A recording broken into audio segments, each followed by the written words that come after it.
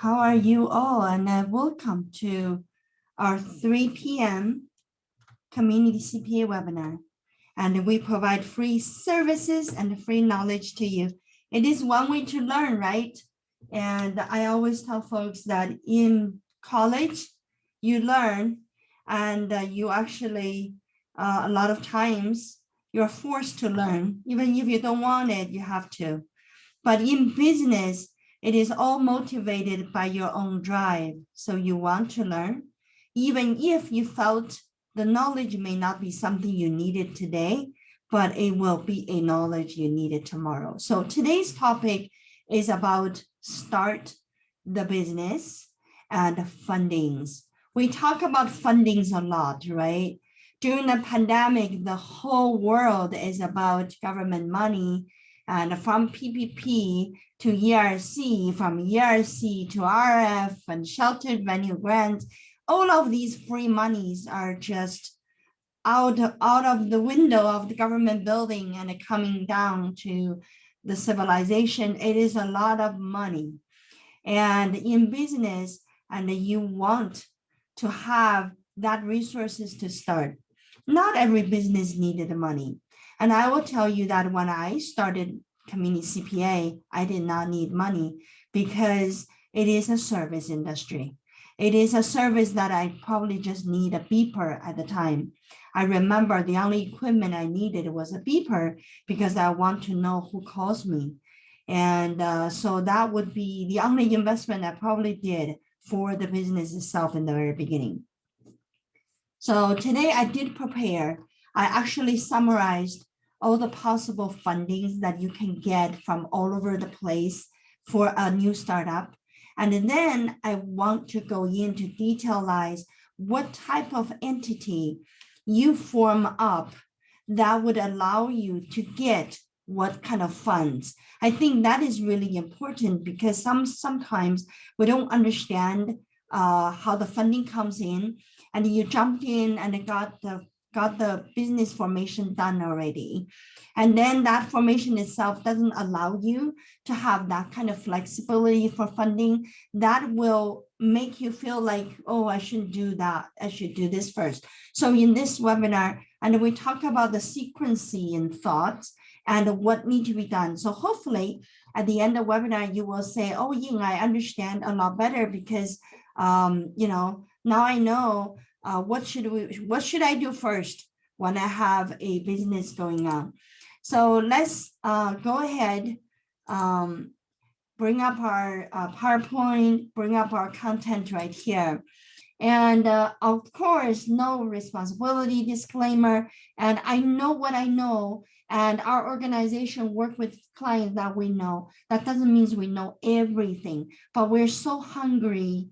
We're so eager to learn. We want to know everything. Still, we put out no responsibility disclaimer to make sure that no misunderstanding. You want to take our word with a grain of salt, not just blindly, religiously believe. That's not a good way to do business.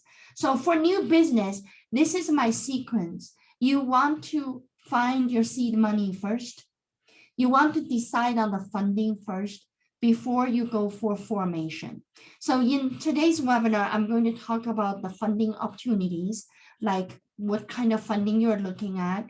Then I go into the company structure. I will lay it out for you in terms of borrowing money, in terms of getting capital into your new business, and what sole proprietorship will do for you, what LLC will do for you, what SCorp, CCorp nonprofit will do for you. So I think you want to understand in that angle, then you know what is the best one to form, right? To get. In terms of operation of growing your business, we'll talk in another webinar, but today we knock into the funding of the varieties and also how my structure of my business would be stipulated by how I get money. All right, so now let's look at a money side of things. I had several key points here, and it's really coming out of my experience. And then there's no textbook out there to give you that. It just based on me myself and my 12,000 other clients. This is what I'm telling you. When you have a business idea and it excites you to the way that you can't sleep, you think it's going to go, I want you to do the following. You need to talk about your business idea. I know I have clients who come to me saying, I have a great idea, Ying, but I don't want to talk about it because I'm afraid of other people will steal my ideas. And if you have that thought, it's a legit thought. And have you ever realized that something you want to do, it was in your head, but later on, someone just did it? You didn't even know that person. There is no way that person actually stole your idea because you have no connection to that person. That person might be not even in the United States of America, right? So the business idea, I will tell you that in my opinion, is actually a common knowledge in the universe. People just, you live your life and the universe talk to you. So you got that idea. But the universe was also talking to 500,000 and many millions of people at the same time. But there will be people picking up the idea and materialize it. There will also people hear the idea and coward and not wanting to do anything about it. Okay, so it is really not yours. Your business idea, it is an idea that you start to grab out of the universe and you start to personalize it, but it is not yours. So I encourage you to talk about your business ideas with your trusted friends and relative people in your circle. If you trust Community CPA and you come to talk that idea with our staff. And we, of course, a professional firm, we don't share your innovative ideas with other people. But when you become successful, you become a star, we, of course, would proudly say we knew that person, right? And in many cases, we don't even tell people that who are our client. So you want to make sure that you must talk about that idea, because only when you talk about it and you can mentally lay out that idea can be reality. If you can't draw a picture of that thing and you don't have it, it needs to be so vividly available to you. You can describe it and you can put it on the paper. So that's why the second point here is put on paper for your own visual. You want to see it on the paper. And imagine how much of initial funding you need. You got to imagine that. I know you will say that, I don't know, because I want to do this factory. I don't know how much the machine would cost. Then that means you're not mature in your business idea. You need to call up the manufacturer, figure out how much the machine costs. You really need to know the ballpark, not to the penny, but to the 10,000 that needed. So you got to be able to and know your funding. And I also want to tell you that as much as there's a lot of money out there you can get, and I want you to know that you need to budget, you need to think of the business with no money from outside, just your own saving. If you can kind of challenge yourself to do these business ideas without any funding needed from anybody else, your success rate, it literally doubled. To borrow money, you have to pay back. And to get equity investment, that means it's not yours 100% anymore. Okay, so there's consequences for getting money from outside. So if it is your own money, it is always the best, right?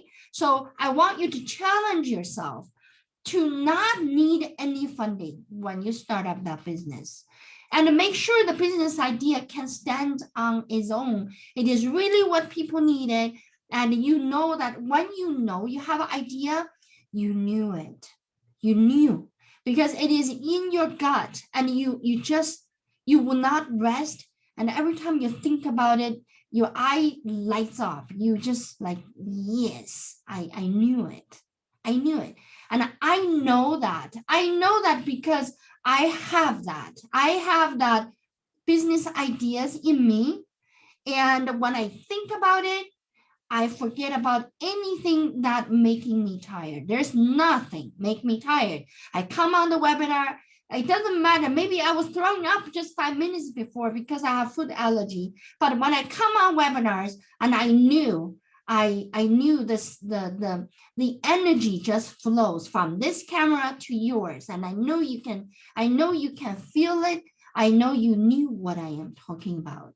So that is your business idea.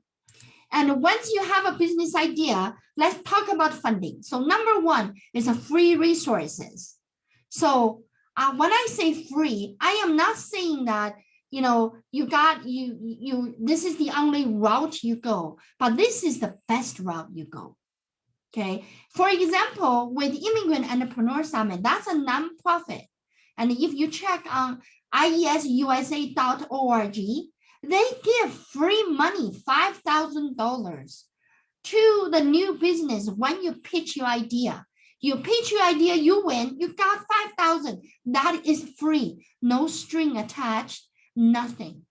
So there are money like that out there.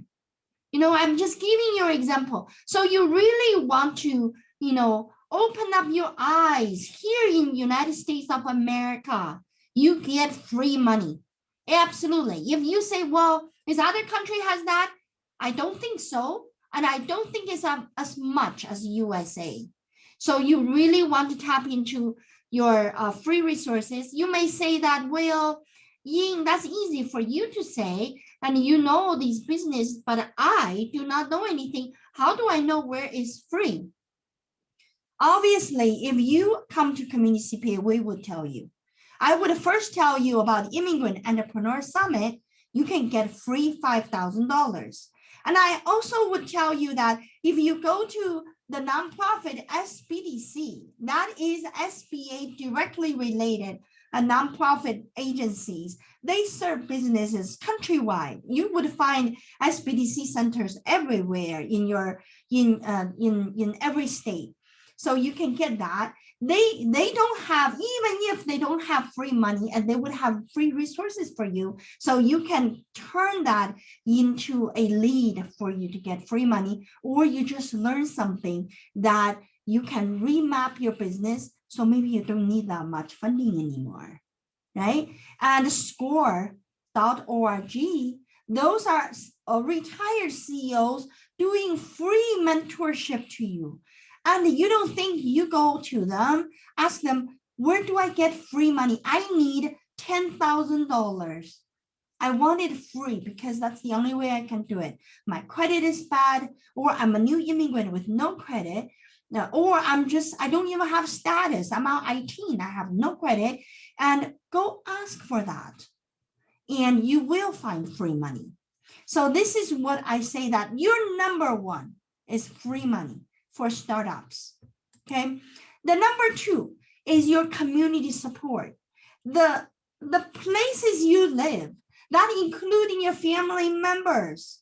Nothing wrong with getting them to come together to help you with this great business idea.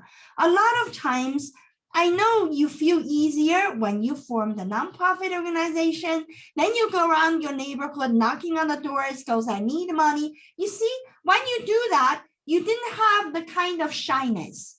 You didn't have the mental block in terms of wanting money because you are a nonprofit. So many people has a valid business idea, but when they come to us, they go, I want nonprofit. And next thing I ask, why? They say, well, because it is easier to get funded. But it is a valid business idea, could be a legacy for your lifetime. Why nonprofit? Nonprofit is a public owned company and there's no ownership. It is exempted from income tax by IRS standards, and everything inside of nonprofit belongs to nonprofit. If it is false, it goes to another nonprofit. So it has nothing for you at the time when you retire. You don't build a legacy with them. You don't build a money legacy with nonprofit. Of course, you build reputation and legacy of helping people. I'm not saying that's wrong, or that's not what I am talking about here today. I am talking about a real valid business that you're doing and making you wealthy and making you proud. okay? And so that is what the network with community. I want you to know that where you live, it is your funding sources too. And that could come in all kind of shapes and performance. And it could be moms give you $10,000 and you promised mom that I will pay you back, mom. And don't worry, I'll pay you back. Mom goes, no, you don't need to pay me. And you can, that's just, I gave that to you. And right there, when I touch on the legal entity side of things related to, so how do you book mom's money? So you want to pay mom back. So you borrowed money and you can start your business now. When you made money, you want to pay that money back to mom with interest. So you borrowed money.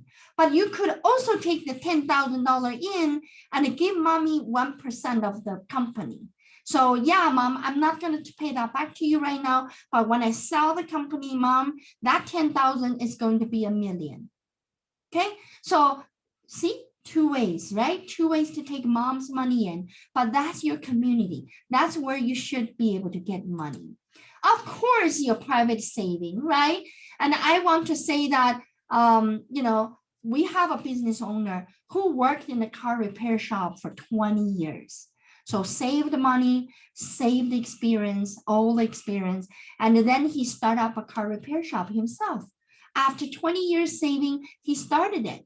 And there's some roadblocks and we got through some really unfortunate things, but again, he didn't borrow money. He saved money and started the car repair shop. Okay, so saving, definitely a way to do. Of course, traditional borrowing from the bank. Everybody understand, and the people are scared when they go to the bank and they work with the banker and the banker knows them. So, oh, great. And I'm excited with your business idea and give me your personal financial statement and give me a business plan. And I am going to, apply the loan for you. A week later, the banker came back. I'm sorry, it didn't go through underwriter. I really don't know why. And you didn't get the money. How many times you know that story? You feel a little different when you go to the bank to meet the banker. But when underwriters come back and you don't know who that person is, and you don't even know the word of underwriting, and the underwriters didn't even know what their job is, but just kind of a creature that the banker always refer to, and that person or that creature just doesn't allow you to borrow money. Of course, I know that. And that happens all the time. And I am not saying that these underwriters are bad, the banks are silly and they make that happen to you. No, it is appropriate lending process the bank put in place. Very smart. And why? Because the banker who knows you are personally attached to you. He trusts you, you look honest, you have always made deposit, and you're good.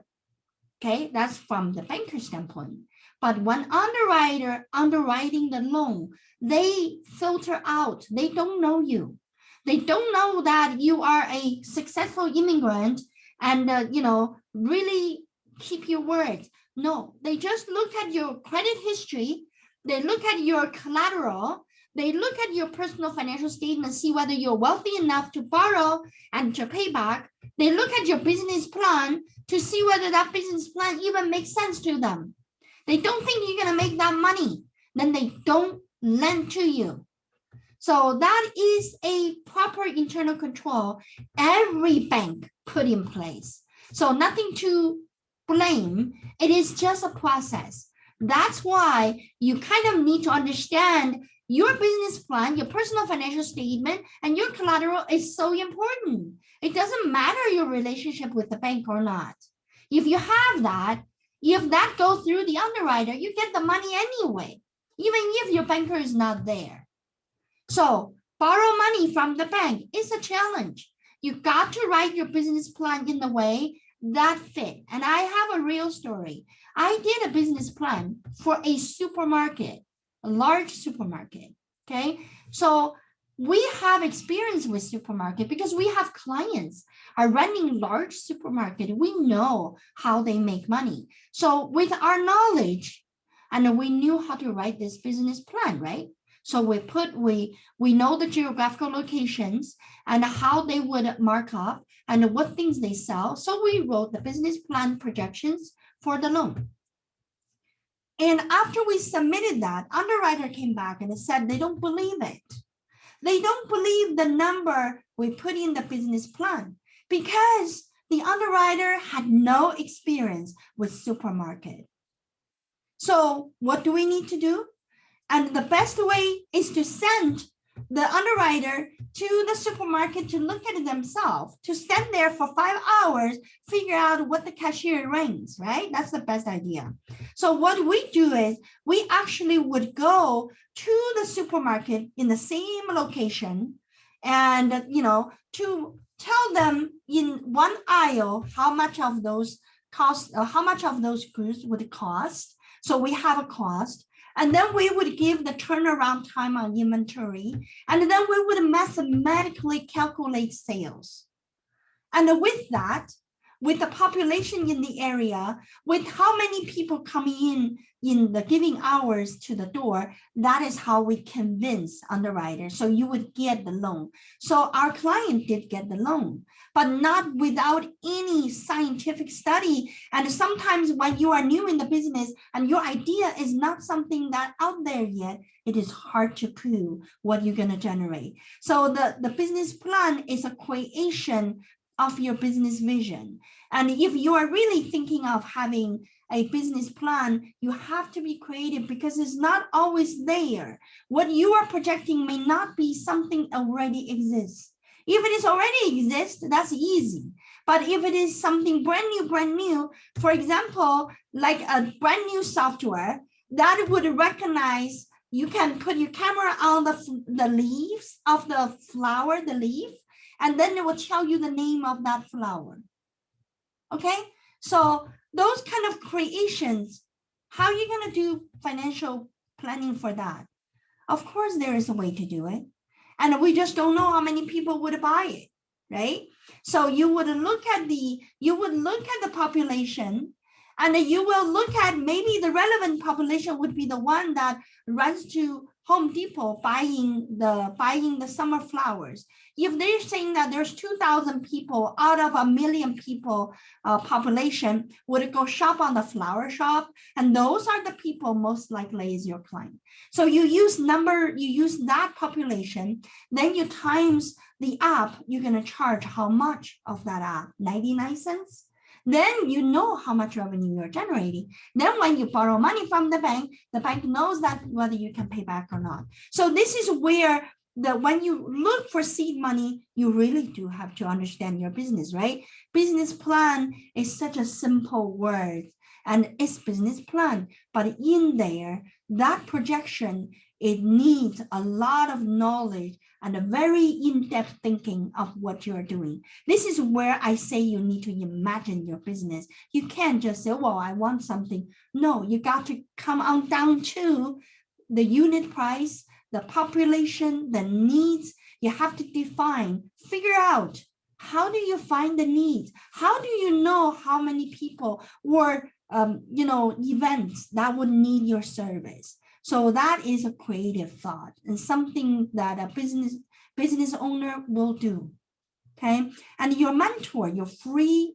assistants, those people will give you that idea. Of course, Community CPA, we're a professional service company. We, of course, charge you for doing business plan, but with our experience, our projection, our plan, solid. And we knew exactly where you are going with your business. Don't think that we always do business plan and then, clients succeed. I have done the plan. Halfway, I tell my client that I don't think it's going to work unless we add other things because it doesn't add up. And so then that takes longer, takes the business owner to imagine additional things in order to make a business. Now, let's talk about crowdfunding and venture capitals. Okay, these are, I call them internet-based funding means that you could get. Crowdfunding, the difference between venture capital and crowdfunding, and the crowdfunding is that is something that you're getting from your customer. So let's say you are writing a book and you need $3,000 for writing this book. Maybe you're going to get maybe you need to travel to write the book or whatever. So let's say you want to write a book, it's $3,000 and you want to sell the book to the customer. So you pre-take their money. So they're your customer. The book is yours. You can't give intellectual property to your investor. It's your book. So really, it is going to be you owning the book, but your readers will put in money first. That's crowdfunding. But venture capital is different. Venture capital is a business idea that you receive funding from investors. So they are investors. In terms of investor, there are two large categories of investors. And one category is called accredited investor. The accredited investors are the one understand financials. They have more than $1 million self-worth. So $1 million equity in their saving. So sometimes we have our clients, they are investing in some in company, and the company, before they take their money, they actually would have a CPA firm like us to provide what we call comfort letter. The comfort letter says that, oh yeah, this person has net worth more than $1 million, and this person understands what he gets to. So that is to label the investor as credited investor. Non-credited investors are the one that maybe don't have so much money they're investing. So with those two type of investors, the venture capital are done by those investors. So of course, if you go online to start your project, asking for venture capitals, and they will come in. And those investors can do two things to you. Number one, when they invest, they take a portion of your equity. Okay, so if you are doing so for example, if you are starting up a factory, and then they are part of the owner, they're shareholders to you, so their venture capital coming in. But of course, if you fold your company, there's no liability on you either, because basically you bought a stock and lost it all. Okay, but there's also venture capitals coming in, they're labeled as a loan to you, so you are going to pay them back. So be clear of what you are getting into, and know that is, as long as you're clear, either way, it's okay, right? But you just want to be clear. So this is crowdfunding venture capital. Those are the ones you can do. And I'll show you something online very quickly after I gone through this. And then private placement.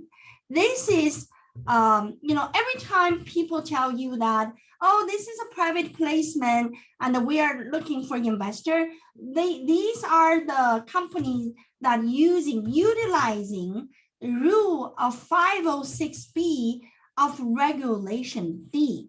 This is SEC rules, is a Security Exchange Commission. They come up with this rule saying that, oh, we understand, small businesses, when you need a capital, and you can go through private placement and have have the people to invest in there, and then you don't have to file SEC report. You don't have so many regulatory requirements, so it's made easy and simple, and it's getting exempted to do that. So that's very favorable, and the people are looking into that. A lot of companies we knew are going the private placement route, especially if the business owner are well known in the community, and they can gather the neighborhood together and talk about their business venture and getting funded by their investment. Then you issue shares to them, right? So in here it says that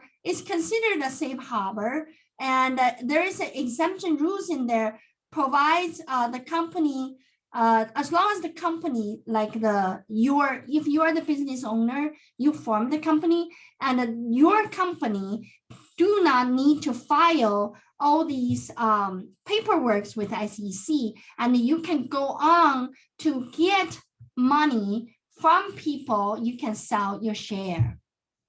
Okay, so that's called private placement. The key number to remember is 35 non-credited investors within rolling 12 months period. That means you don't want to go over 35 of them. Non-credited means they don't have to own more than $1 million in their equity. They can still be here and to invest in your company. All right. So now let me stop sharing this one. I want to go onto the website with you. Give me a second to switch the screen. So here, I want to bring you back to my website here. So I want to show you a couple of things related to what I just talked about, funding activities. See here, this is a crowdfunding. This is a pretty reputable site, has done a lot of crowdfunding for new companies. So crowdfunding, remember, the crowdfunding is that it's the customer who funds you. So similar to Kickstarters, this one is more for the artist arena, just like the example I gave you, writing a book or doing a comedy, doing a what do you call it? Cartoon, those kind of drawing, and you could be needing money to live in order to do those artwork, and this is where they would come to. And invest in startup, this is a venture capital site, okay, that you will do. And also, and a lot of people know Shark Tank, and I did Google on Shark Tank Benji log, and this gentleman actually received Immigrant Entrepreneur Summit Business Award in 2018. So he received the award. This Benji lock is an invention, and what happened is the business right here, and if you see, and it was pitched on the Shark Tank, and it got funded. So Shark Tank, of course, take equity portion of that business, but you see how that become mushroomed up, and it's really become a very big business, and you can tell that from one lock now it's expanded to many other locks. So, and this is one way to start your business. If you have that passion and you knew what you're doing, and go on to do that. Robbie did it, and you can do it. And Robbie, if you hear his story, and he was struggling financially, but have this Benji lock that you don't need a key, you just use your fingerprints, like you put your thumb on there and the lock will open, and you can also use the key. So with that, and Robbie went on to Shark Tank and pitched his idea, and the process, the presentation he did was very moving, and actually he was in tears, and there's I watched it, and I can't help to feel the drive. I just know that it will go. So of course it's funded by Shark Tank, and the Shark Tank take percentage of ownership to equity shares to the product, but made the marketing and did a connection to where to produce the lock. So all of that was done within the network. So he got into here today, right? And I know Robbie is so busy, and he's not as in 2018 we got him to receive the award coming to Des Moines, Iowa, and now he's busy. So really great example. He is also a new immigrant as well to US, so it's a successful story, and you should just go online to take a look at that. And so now what I want to do is I want to share with you a whiteboard. This whiteboard is where I drew on my concepts. And I know now you can see my whiteboard. And remember, we were going to talk about formation, fitting the funding needs, right? So you already know you need funds. You already know your business. Now you're going to say that, okay, I want to know what kind of company I set up and formation. So I am giving you these. And Kat, can you confirm that it is people can read my board? Yep, they can see it. Great. So these are 4 very common, 5 very common entities type. Remember, I was telling you that a lot of small business, when they started the business, it just inherently they are shy. They don't know how to get money. They don't have it.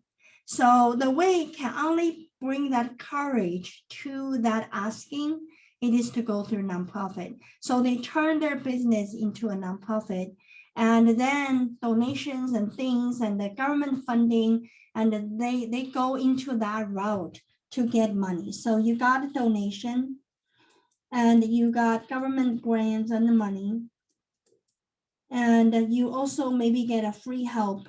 So these are all ways to fund a nonprofit. But the only thing with the nonprofit is the ownership is nobody. The ownership is really belongs to the community, belongs to the nonprofit world. So if you have a nonprofit and say you grow it so well, it's generating millions and billions, and that millions and billions doesn't pay income tax by IRS rules, but you would use that millions and billions to other nonprofit. And so you go on this route, and you're really not gonna, it is not something that you can pass to your children and or to keep that in the family.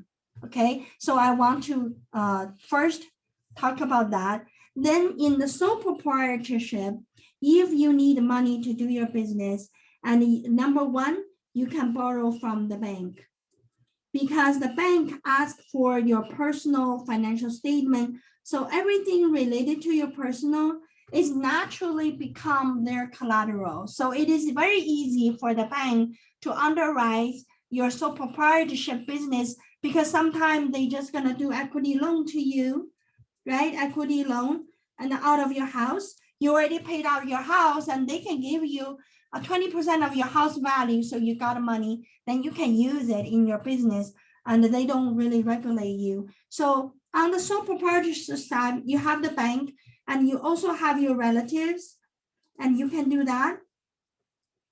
And in terms of other method of funding, so for example, the free money from the government and from IES, I mentioned to you about the 5,000. And in terms of capital venture, in terms of your crowdfunding, or in terms of applying for private placement, and the sole proprietorship is not a good vehicle, not good to do that. So only because that you don't have a structure around it. So you can issue shares as you are a sole proprietor. You don't have that. The only entity has shares are these two. Okay, so that really kind of limited you to be your bank, your personal property you borrow, and your personal saving. Of course, your saving is a way to do it. And then your community and the free money. And you can pitch your sole proprietorship business to Immigrant Entrepreneur Summit to get that 5,000. And that particular competition doesn't require you to be any of these entities. But even when Robbie pitched with Shark Tank, and when that went through, the Shark Tank required him to form a company. So you can see that when the funding is coming from outside, that's needed, right? So what about LLC? LLC is actually the most flexible funding vehicle you will find by using community method. I will tell you why. So inside of LLC, you have 3 things that you would ultimately decide. One is equity, right? Equity and the profit and the loss. So LLC, when you run a business under LLC, you only have these 3 things ultimately going to happen. So you either lose money or you make money. So that is a given. And you must have equity because this is the ownership, right? So the ownership of equity can be negotiated separately from the other two. So for example, if I am a business person and I am really good at fixing house, but I don't have money. I just have muscles and I'm handy. So I can do anything if I have money.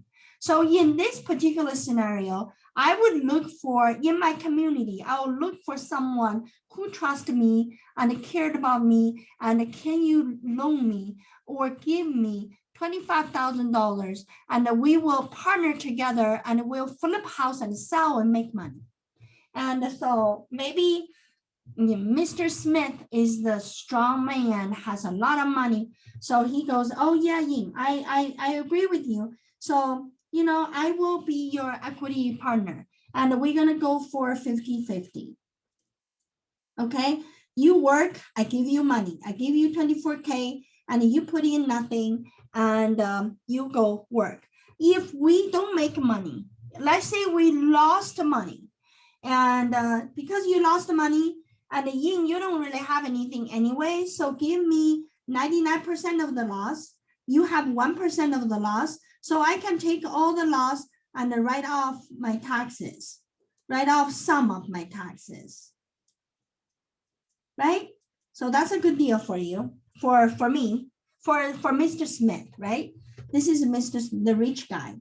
And but if we made money, and you know, because you worked your labor, so I agree that Ying, I'm giving you 70% of the gain, I take 30. So if we happen to sell the house, we made $100,000 profit. That just means that Ying, you will take 70K because you worked, and I take 30K. I didn't work, that would just be paid back. This is payback my equity. So I make, from here, I make 6K capital gain.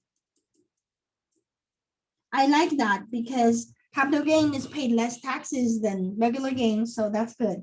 And you, Ying, need to pay 70,000 on income tax, and you're gonna report your income 70K and report taxes on that. So you see how that is serving the purpose of different partners in the business. So this is a very flexible vehicle. And when you gather funding, you can use your equity to attract the partner, and you can use the profit to award yourself. You can use the losses to attract your partner as well. Okay, so you want to see, I want to lay it out for you so you kind of see that, oh yeah, this is working. And you know, your life is simple. You only got money from one person and you don't even obligated to pay that back because it is in the partnership. And even if this whole thing went banana, becomes zero, then Mr. Smith will take the 24K and report them as a capital loss.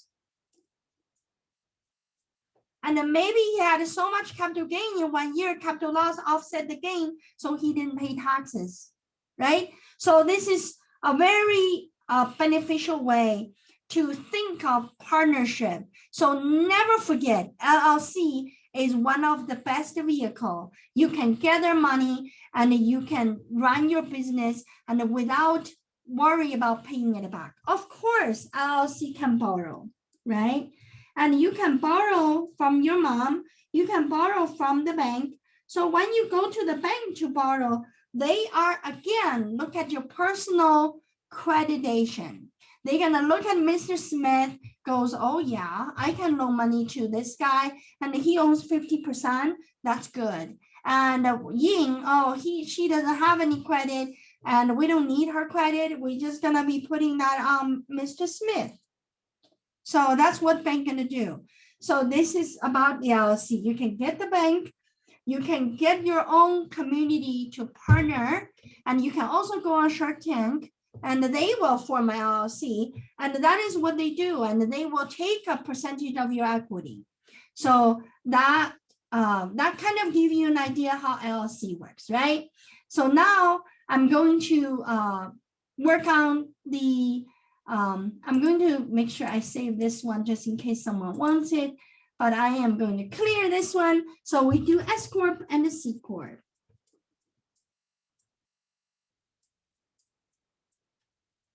So remember I said that they both have shares, right? They both are shares. The ownership is represented by shares. And in SCorp, the shares just have one class. Basically, there's no discrimination on whether who can vote, who cannot vote. It's the same color as same share. But in CCorp, the share can have class. So they can be, they can be A, Class B, and the Class B may be non-voting, and you cannot vote for important things. Class A may be voting. And in many ways, when you go on the stock exchange platform to buy shares, and you are, you could be buying preferred shares. You're non-voting, but you share the profits. So shares is what you do with one company makes money and you share, or you can have a capital loss as well if the share worth nothing and go down to zero. And in these two business type, obviously you can do what we call the private placement. And you can also do banking. You can do bank borrowing. You can loan money from community.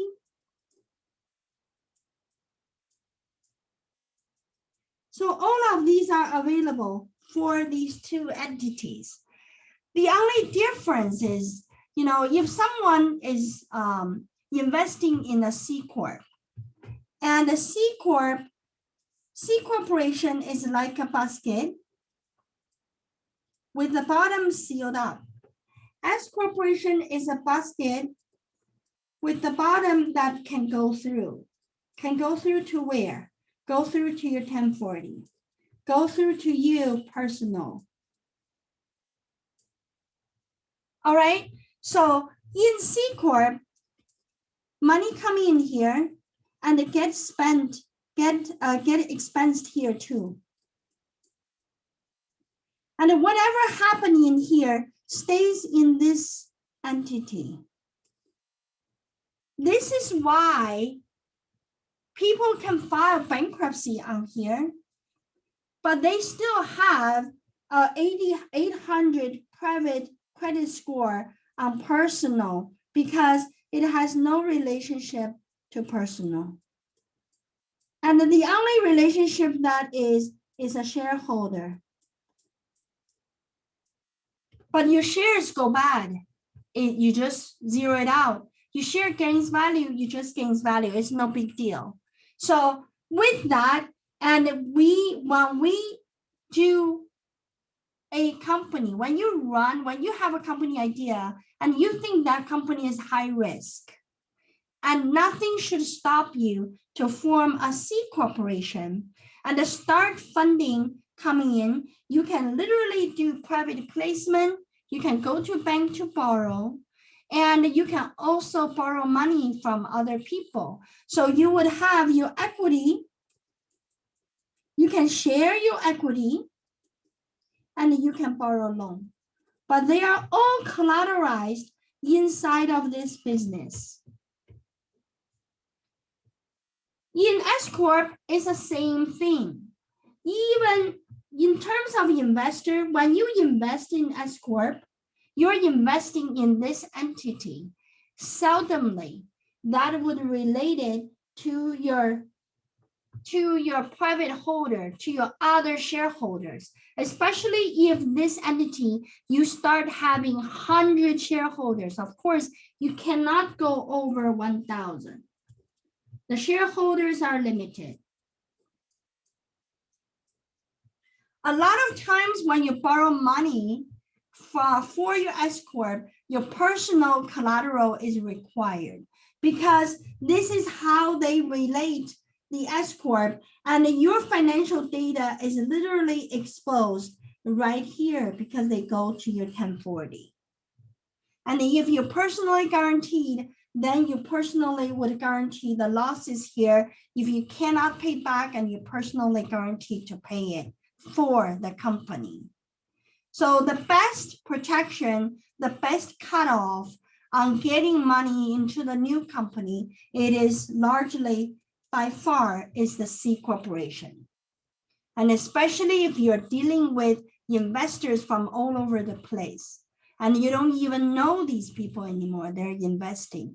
They are your non-credited investor, or they are the investors, credited investors, but they have a big stake in your company. And you are the owner, you are the creator of the business ideas, but you only take, percentage of the ownership. The rest is managed by your investors. You may even end up needing to have a committee together, board together, to decide on what you do next. Just be really careful of when you work on private placement, how many shares you have in total that available to issue, and how many were purchased by your investors. That determines who is in control. Same thing with SCorp. But C Corp, remember, there's a voting, non-voting, and in SCorp it's all voting, it's all the same. So you can't even discriminate of these two classes, of the different classes, so you treat everybody the same. But in C Corp, yes, you do. You can discriminate different class shares. And when you sell your A class, and you can ask for more money. But when you sell your B class, maybe people don't need money. Maybe they're all your employees, and you give them for free. So there are things that you can do for the company. So I want to show you that, so you can do private placement, you can do crowdfunding, you can go to Kickstarters, and you can go to capital venture, and you can go to Shark Tank, and you can borrow money, all of that. But SC Corporation will give you that shield and protecting you outside of your, protect you from your company, endeavors. So I think that's kind of largely what I want to share with you today. And I hope you learned one or two things. And if you have any questions related to what we talk about today, and email us, to this one. Going to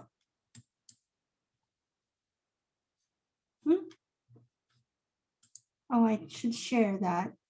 So email us to Catherine at Community CPA. So there is one slide, and you can always go to our website to contact us from there. So our website here, and you can contact us right here. And when you put in your message right here, send a message. When you put in the message, actually I get it, and a couple of our folks in the firm gets it. So we will for sure get back to you. All right. I hope this is helpful, and we will see you again every Saturday at 3 o'clock to share with you some useful information. And the next Saturday is actually right before July 4th. So I want to talk about who invented tax, and a little bit of history, and how tax evolved in the United States. I hope that's an interesting topic, because we all blame that person who invented taxes, right? Not really. They invented this profession too. So history is interesting, and I hope to see you again on Tuesday, my 30 minutes, and also Saturday, every Saturday. Talk to you soon. Bye-bye.